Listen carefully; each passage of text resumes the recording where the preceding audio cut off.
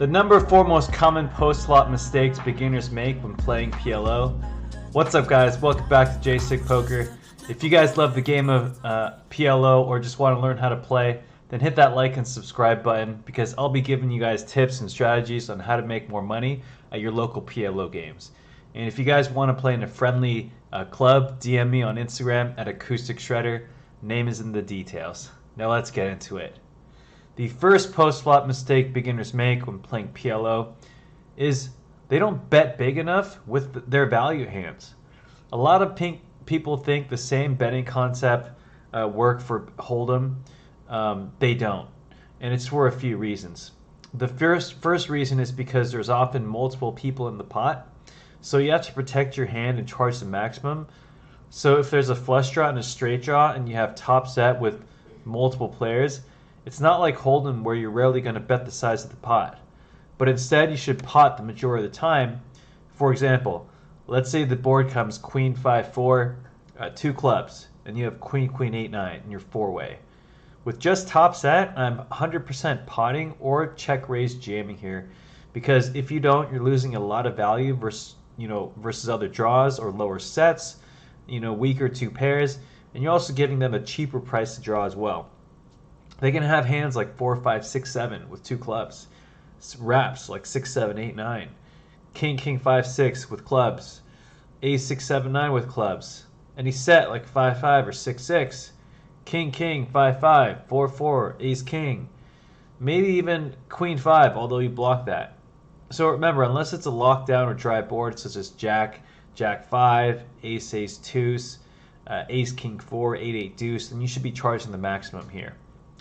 Alright, now guys, the second most common post-flop mistake beginners make is betting too much on paired boards with overpairs. For example, if you have Ace 10 Jack with no club and flop comes 5 5 8 2 clubs, in Hold'em you would c-bet the flop a pretty high majority of the time, right? The problem in PLO is there's often going to be straight draws and flush draws or even overpairs. And it's often going to be difficult to navigate turns and rivers, especially if your opponent knows you're c-betting aces or overpairs on this board. And if they're smart, they're going to be able to catch on and will be more willing to bluff you on turns like a 4, 6, 7, 8, or a club. So you're going to have to pot control more often on paired boards, especially if you're deep.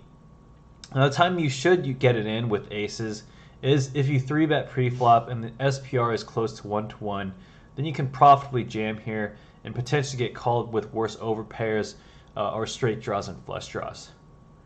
Now, the third most common post-flop mistake beginners make is calling down weak draws, thinking they have odds to call. One of the most important concepts in PLO to know is that when you're drawing, if you're not drawing to the nuts or second nuts with at least a straight draw or wrap, then you shouldn't be risking any more money, because oftentimes your opponent opponents are going to be drawn to the nut flush draw or better, right? For example, let's say villain opens from early position in a full ring game, and we call on the button with 9 9 10 10 single suited with spades. The flop comes Ace 6 7 with spades. Villain leads pot on the flop, as he should have all aces here or Ace X with flush draws, kings with nut flush draws. We should definitely call at least one time here. Now the turn comes at Jack and he pots again. A lot of beginners will make the mistake thinking they have a lot of potential outs. For example, oh, we can hit an 8 or a spade, or maybe even a 9 or a 10, or a set might be good, right? Wrong. Guys, that is being extremely optimistic, because like I said, oftentimes he's going to have pocket aces here, and our 9 or 10 might not even be good. Plus our spades might not even be good. The only thing that might be good here is an offsuit 8, which is only 3 outs. So oftentimes this is going to be a fold, especially versus an early position opener. It might be different if you're heads up in position versus an aggressive 3-better and the pot's already big, when you might just get it on the flop since its range can be much wider. Okay, now the fourth most common post-flop mistake beginners make in PLO is not slow playing enough. So this is the opposite of the concept we spoke about earlier, and this is going to be done mainly on lockdown boards such as Queen 2, Ace King Queen, ace king 4, king king 9, ace ace 4, 2 2 5, and sometimes even on boards like ace 6 7, king queen 3.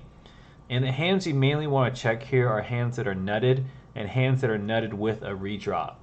For example, let's say you open with ace king queen jack. You get one caller, and the flop comes queen queen 10. Well, there's almost no reason to c-bet this flop because not only do you have a queen, but you also block a lot of the draws and value hands your opponents can have, such as king 10 jack, jack jack 9 8, jack 10 9 8, any queen x. And because there's no reason to protect your hand here, this makes this type of hand one of the best hands to check back to trap. Because if you do, he's going to put you on hands like 2 pair, pocket jacks, aces, or a 10. And if the turn brings a 9, 8, or king, or brick, he could possibly assume you're trying to pot control and will be more likely to bluff with hands that either turn to draw or just as pure bluffs.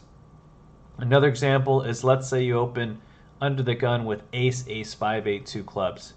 You get 2 callers and the flop comes ace 6 7 offsuit. Now I'm going to check back here almost 100% of the time because not only do you have the nuts, but you also block a lot of hands that can continue, like 8 5 4 6, 8 5 7 9, 6 7 8 9, 5 6 7 8, and you don't need to protect from anything. You have a straight draw with it.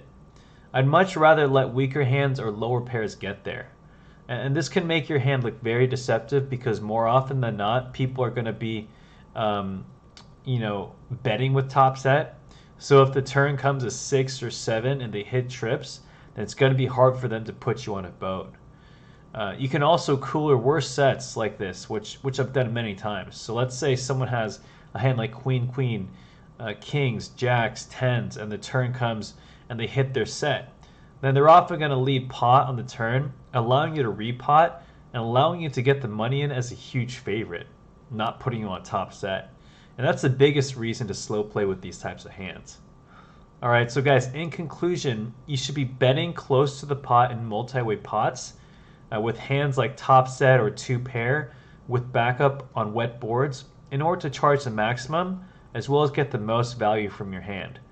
Number 2, you should be checking more often than not on paired boards with flush draws, straight draws, and when you have overpairs without a redraw in order to control the size of the pot and avoid difficult decisions when playing on future streets. Number 3, learn to give up your weaker draws plus straight draws, especially versus strong ranges, because more often than not, you're going to be either dominated or most of your outs aren't going to be good. And number 4, don't be afraid to slow play when you flop a monster hand, even if there are some draws out there. Just know the benefits of slow playing and allowing your opponent to get there is going to outweigh the benefits of betting on the flop. Alright guys, so that is the 4 most common post-flop mistakes beginners make when playing PLO. If you guys found this video helpful, hit that like and subscribe button for more weekly PLO tips, hand reviews, and vlogs. And until the next video, peace out you guys.